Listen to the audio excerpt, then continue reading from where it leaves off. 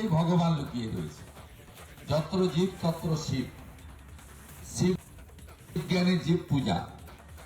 দরিদ্র নারায়ণ সেবা করো, প্রান্তিক মানুষের পাশে পৌঁছাও, তাহলেই তোমার ঈশ্বর প্রাপ্তি ঘটতে পারে। স্বামী বিবেকানন্দ বলে গেছেন, ব্রহ্ম হতে কীট পরমাণু, সর্বভূতে সেই প্রেমময়, মন প্রাণ শরীর অর্পণ করো হে সখে এসবের পায়ে, বহুমুখে সম্মুখে তোমার ছাড়ি কোথা খুঁজিছ ঈশ্বর, জীবে প্রেম করে যেই জন সেই জন সেবিছে ঈশ্বর। তাই আজকে স্বামীজির ভাবনা, অটলজিকে স্মরণ, আর মোদিজি সবসময় শিখিয়েছেন ভারতীয় জনতা পার্টির প্রত্যেকটি কর্মীকে সেবায় সংগঠন, সেবা কর্ম করো। শুধু নির্বাচনে ভোট চাই ভোট দাও এটা করলে হবে না, সেবা করতে হবে। ভারতীয় জনতা পার্টি বছরে পক্ষকালব্যাপী দুবার সেবা কর্ম করে।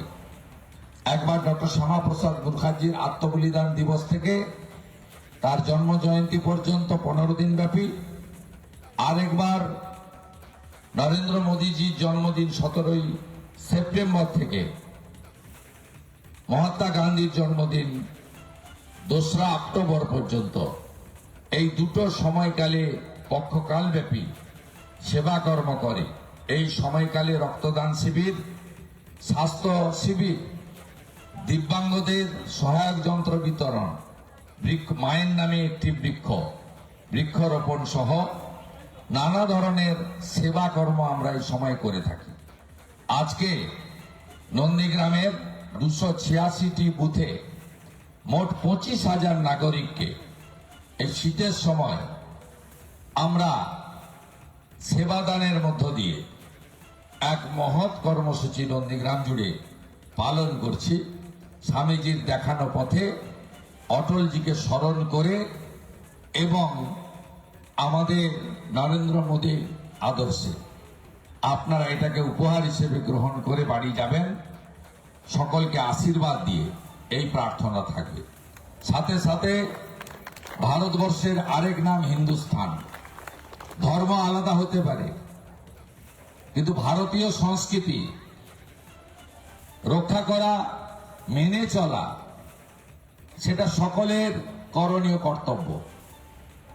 ভারতকে আমরা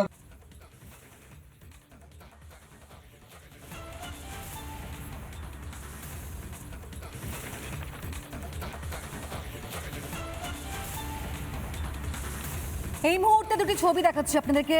একদিকে প্রাক্তন প্রধানমন্ত্রী অটল বিহারী বাজপেয়ীকে শ্রদ্ধা জ্ঞাপন করেছেন প্রধানমন্ত্রী নরেন্দ্র মোদী, সেই ছবি দেখাচ্ছেন। অন্যদিকে নন্দীগ্রামে সেখানেও শুভেন্দু অধিকারী স্মরণ করছেন অটল বিহারী বাজপেয়ীকে।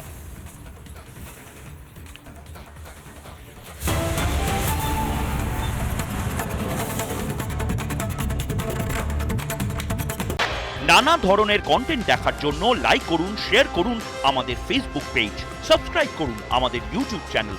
পাশাপাশি অন্যান্য ব্রেকিং নিউজের জন্য অবশ্যই চোখ রাখুন রিপাবলিক বাংলায়।